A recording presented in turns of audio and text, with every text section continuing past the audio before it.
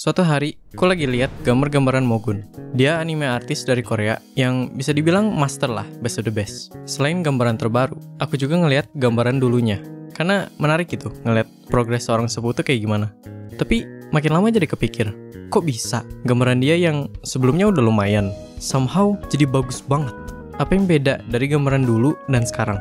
Apa yang dia belajar selama itu? Dan apa yang bisa kita belajar untuk menggambar sejago itu?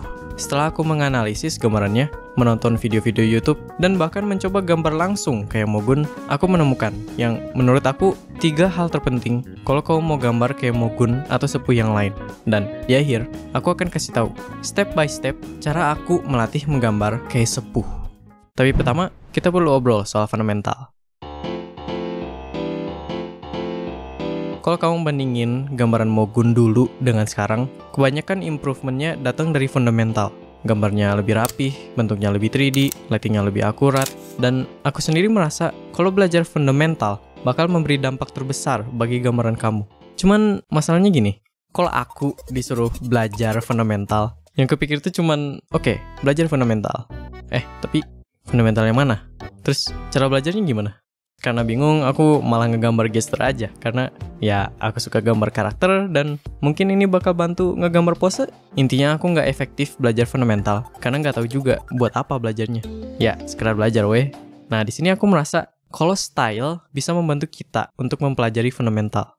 Maksudnya gini, kan orang tuh suka bilang, udah nggak usah pikirin style, nanti juga dapat kok sambil belajar fundamental. Tapi setelah aku mencoba menggambar kayak Mogun, aku merasa kalau kau punya style tertentu sebagai goals kamu jadi tahu subjek yang bakal kamu gambar, cara menggambarnya, dan apa yang kamu perlu belajar untuk menggambar dalam style tersebut.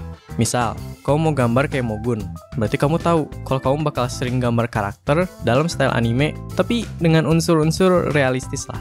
Jadinya tahu juga, oh, berarti fundamental yang perlu difokusin mungkin anatomi sama gestur buat gambar karakternya, perspektif dan struktur biar terlihat 3D, sama lighting dan shading biar terlihat realistis. Jadinya jelas gitu, belajar fundamental yang mana dan buat apa belajarnya.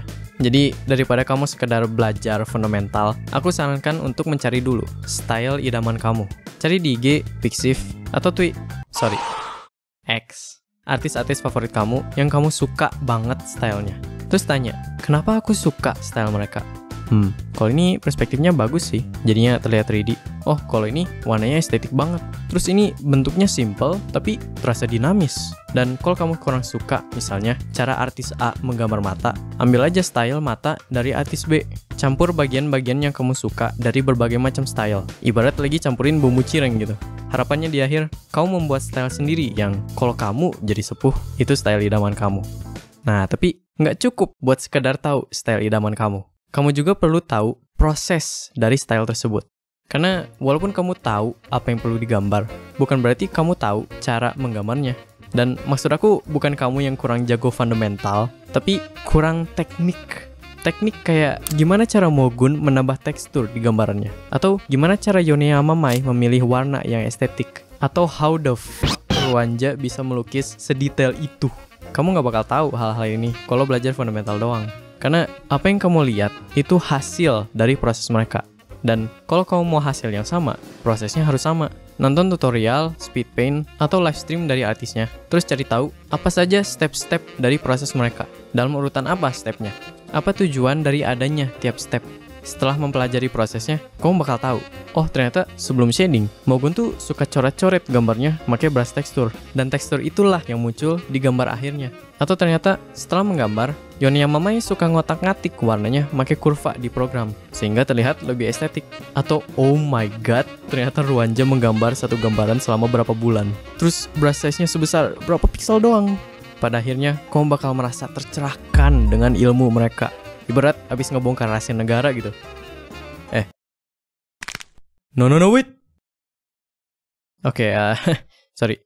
Jadi gini, kan kamu tahu style yang mau digambar, sama proses dari stylenya. Nah, ada hal ketiga yang mungkin bagian terpenting, tapi juga bagian tersulit kalau kamu mau gambar kayak sepuh. Yaitu, kamu perlu gambar yang banyak secara konsisten. Karena gini, kamu tahu nggak, Mogun sempat melakukan 100 Day Challenge. Dia menggambar, bukan sketsa, bukan line art, bukan shading tanpa background, tapi full ilustrasi tiap hari selama 100 hari. Terus mau tahu paling lucunya? Dia melakukan challenge ini 2 kali dengan total 200 gambaran dalam 200 hari. Aku sendiri sempat nyoba challenge ini dan pas hari ke-7 hidup aku basically bangun, gambar, makan, tidur, ulang seterusnya. Mana aku cuma nyampe 9 hari lagi. Tapi efek dari challenge ini kelihatan jelas dalam gambaran Mogun. Line artnya jadi lebih tipis, shadingnya lebih rapih, detailnya lebih jelas. Karena dia tahu apa yang mau digambar, cara menggambarnya, dan hasil yang perlu dicapai. Karena dia udah menggambar hal yang sama berapa ratusan kali. Jadi pede banget gitu menggambarnya. Nah tapi bukan berarti kamu tinggal banyak aja ngegambar terus boom jadi sepuh gitu. Nah. Instead, aku menemu proses praktis dari video ini untuk belajar menggambar kayak sepuh secara efektif. Prosesnya yaitu, pertama, gambar apapun itu, mau karakter, benda, atau background, dalam style idaman kamu. Make sure kamu follow prosesnya dan usaha sebisanya untuk menggambar semirip mungkin dengan stylenya. Kedua, setelah menggambar, catat bagian mana aja yang sulit buat digambar. Kamu bingung gambar anatomi leher, susah shading yang realistis, atau rambutnya bikin puyeng sampai perlu Panadol. Saya tidak disponsor atau afiliasi. Kalau banyak kesulitan, hey, that's pretty good. Berarti kamu banyak kesempatan untuk improve juga. Sisanya ketiga, pilih satu bagian yang paling sulit. Terus pelajari dan praktis fundamentalnya. Kalau rambutnya bikin puyeng, pelajari anatomi rambut, cara kerja hairstyle, terus cari foto rambut asli buat digambar sebagai studi dalam style idaman kamu. Jangan lupa catat juga apa yang kamu belajar, biar nempel di otak kamu. Setelah itu, balik ke step 1. Gambar sesuatu dalam style idaman kamu, cari bagian yang paling sulit buat digambar, terus pelajari dan praktis fundamentalnya sampai kamu merasa lebih pede menggambarnya. Repeat sampai sepuh. Enaknya dari proses ini tuh, kamu tahu endgame style kamu kayak gimana, cara menggambarnya, dan step by step cara efektif untuk mempelajari dan melatihnya. Dan kalau kamu bosan sama satu style, coba aja style yang baru. Don't forget to have fun dan enjoy the process. Karena kalau kamu enjoy, waktu bakal terbang. Day by day, gambaran kamu bakal improve sedikit demi sedikit dan mungkin suatu hari, gambaran kamu bakal dipanggil sepuh sama orang lain. Dan semua effort kamu sebelumnya bakal terasa worth it di akhir. Ya, antara itu atau kamu masih puyeng karena belum nemu Panadol. Cok, mana, Cok?